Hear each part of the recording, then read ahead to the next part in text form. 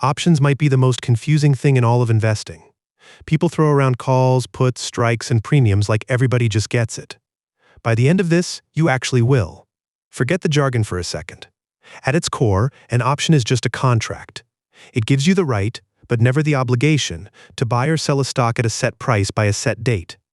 That word "right" is the whole trick. You're not buying the stock, you're buying a choice you can use later, or just walk away from. One contract usually controls 100 shares.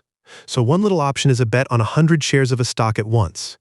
Hold that number, it matters a lot later. There are exactly two kinds of options, and this is the fork in the road. A call and a put. Get these two straight, and half the confusion disappears. A call is the right to buy. You buy a call when you think the stock is going up. A put is the right to sell. You buy a put when you think it's going down. That's the entire idea. Calls go up when the stock goes up. Puts go up when the stock goes down. Two tools, two directions. Pick the one that matches your bet.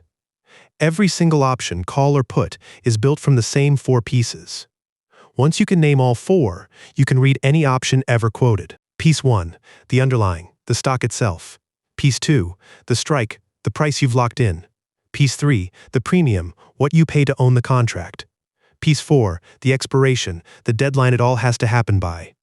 This sounds abstract, so let's run a real example with clean numbers. Watch how the 4 pieces snap together into one bet. Start with a stock trading at $100 today. That's your underlying. You think it's about to climb, so you're going to buy a call. You pick a strike of $105. That's the price you're locking in. This call gives you the right to buy the stock at $105, no matter how high it flies. That right isn't free. The premium is $3 per share, times 100 shares. That's $300 out of your pocket today. The contract expires in 1 month. Now here's the good scenario. Over the month, the stock rips. It blows past your 105 strike and closes at 120. Your call lets you buy at 105 while the stock is worth 120. That gap, $15 per share, is what the option is now worth. You paid $3 and it's worth $15. That's a 5x. The same 15% move in the stock just turned $300 into $1,500. That is the power of leverage, but you only profit above what you paid.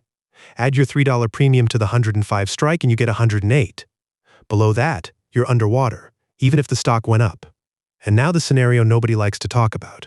The stock drifts sideways, or it dips, and on expiration day it closes at, say, 102. Below your strike?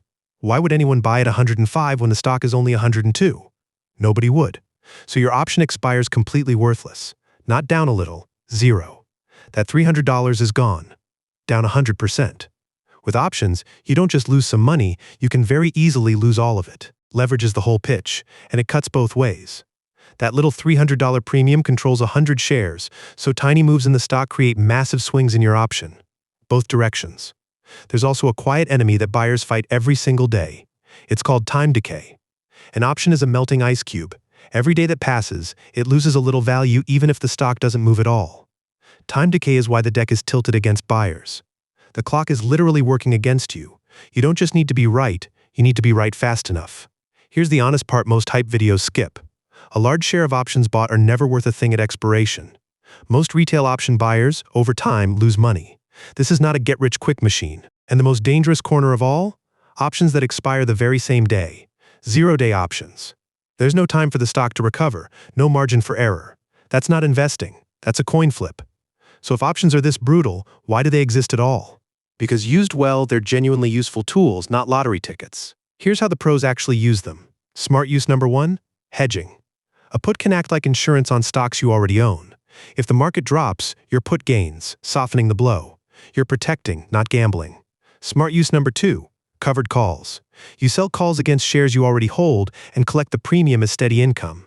Here you're the seller, the one collecting, instead of the buyer paying. Smart use number 3, defined risk. Because the most you can lose buying an option is the premium, you always know your exact downside before you ever click buy. Tools, not lottery tickets. Notice the pattern. In every smart use, the math quietly favors the seller. Time decay that punishes the buyer pays the seller.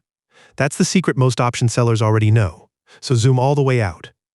An option is a contract, a right to buy or sell 100 shares, with 4 pieces, huge leverage in both directions, and a clock ticking against the buyer. Options aren't magic, and they aren't free money. They're a leverage tool with the odds tilted toward the seller. For most people, boring index investing quietly beats buying options. Now you actually understand how options work, better than most people who trade them. And quick reminder, this is educational only, not financial advice.